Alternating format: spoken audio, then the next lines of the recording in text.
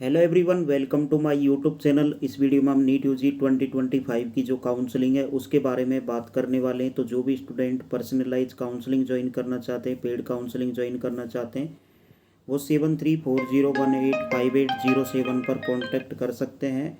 अब बात कर लेते हैं एमसीसी की तरफ से जो अभी सीट मैट्रिक्स रिलीज हुआ है उसके बारे में। क्या कुछ सीट मैट्रिक्स के अंदर दे रखा है। देखिए, सबसे पहले तो जो सीट मैट्रिक्स रिलीज हुआ है वहाँ पर आपको अलग अलग तरीके से इस तरीके से दे रखा होगा। एमसीसी के पोर्टल पर आप जैसे ही जाएंगे तो वहाँ पर आपको क्लियर वैकेंसी दे रखी होगी। एक तो क्लियर वैकेंसी दे रखी होगी, एक वर्चुअल वैकेंसी आपको दे रखी होगी। तो उसका क्या मतलब है उसको भी इसमें समझेंगे। जो भी एब्रीविएशंस हैं उनके बारे में भी समझेंगे, जैसे कि BCNO दे रखा होगा, OPNO दे रखा होगा, SCNO दे रखा होगा और उसके बाद में SCPH दे रखा होगा। तो इस तरीके से आपके जो है बहुत सारे डाउट्स हैं सीट मैट्रिक्स में, तो उसके बारे में बात करने वाले हैं। बाकी इसका कंप्लीट एनालिसिस चैनल पर लाइव चल रहा है, तो उसमें आप जाकर देख सकते हैं। अब जो कहीं ना कहीं सीट मैट्रिक्स रिलीज हुआ है उसके बारे में बात कर लेते हैं। तो जो सीट मैट्रिक्स रिलीज हुआ है तो उसमें क्लियर वैकेंसी क्या है, वर्चुअल वैकेंसी क्या है, इसका क्या मतलब है।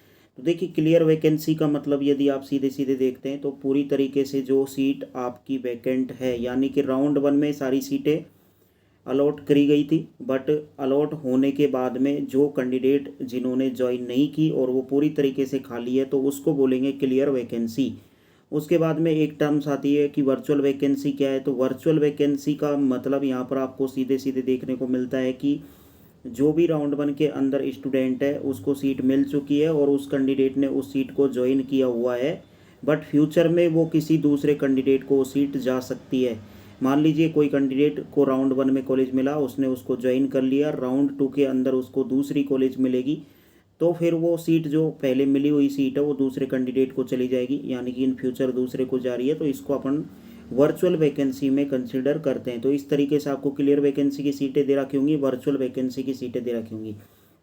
बट आपको जो PDF दे रखी है उसमें क्लियर वैकेंसी और वर्चुअल वैकेंसी में सबसे पहली बात ये ध्यान में रखनी है, उसमें आपकी BSc नर्सिंग की भी सीटें हैं, उसमें आपकी जो डीम्ड है उसकी भी सीटें हैं, उसमें ऑल इंडिया कोटा की जो गवर्नमेंट सीटें हैं उसकी भी है, ओपन सीट कोटा है उसकी भी है। तो उसमें सम कंप्लीट आपको दे रखी है। ऐसा नहीं है कि सिर्फ जो गवर्नमेंट सीटें हैं उसमें, ऐसा नहीं है, ठीक है। तो जो टोटल सीट आपको क्लियर वैकेंसी और वर्चुअल वैकेंसी की दोनों की दे रखी होंगी।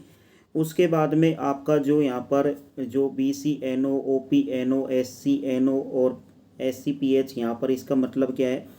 तो देखिए, NO का मतलब है यहाँ पर नॉर्मल सीट, यानी कि इसमें कोई भी सब कैटेगरी नहीं है। BC यानी कि पूरी तरीके से वो OBC कैटेगरी की सीट होगी, OP मतलब ओपन कैटेगरी, SC मतलब SC की वो सीटें हैं। बट जहाँ SCPH लिख रहा है, PH का मतलब यहाँ पर सब कैटेगरी में जाता है कि सब कैटेगरी फिजिकल हैंडीकैप्ड पर्सन की वो सीट है। तो इस तरीके से एक होती है सब कैटेगरी की सीट और एक होती है नॉर्मल सीट। तो इसमें NO का मतलब यहाँ पर इस तरीके से जाता है, ठीक है। तो ये आपका पर्पज़ था समझाने का। तो आप सीट मैट्रिक्स का एनालिसिस चैनल पर देख ही रहे हैं, क्या कट ऑफ रहेगी आगे उसके आपको वीडियो मिलते रहेंगे।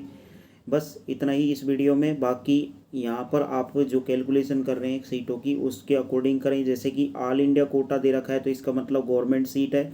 उसके बाद में ओपन दे रखा है तो इसका मतलब यहाँ पर एम्स और जिपमेर वगैरह जो कॉलेज हैं उनके बारे में है। जो नॉन रेजिडेंशियल दे रखा है उसका मतलब NRI कोटा है। उसके बाद में यहाँ पर डीम्ड दे रखा होगा, तो डीम्ड में जो डीम्ड की सीटें होती हैं जिनकी फ़ीस काफ़ी हाई रहती है NRI और डीम्ड की, तो वो दे रखा होगा यहाँ पर। तो इस तरीके से आपको ये समझाना था। बाकी मिलते हैं नेक्स्ट वीडियो में, तब तक के लिए bye bye, take care, thanks for watch this video.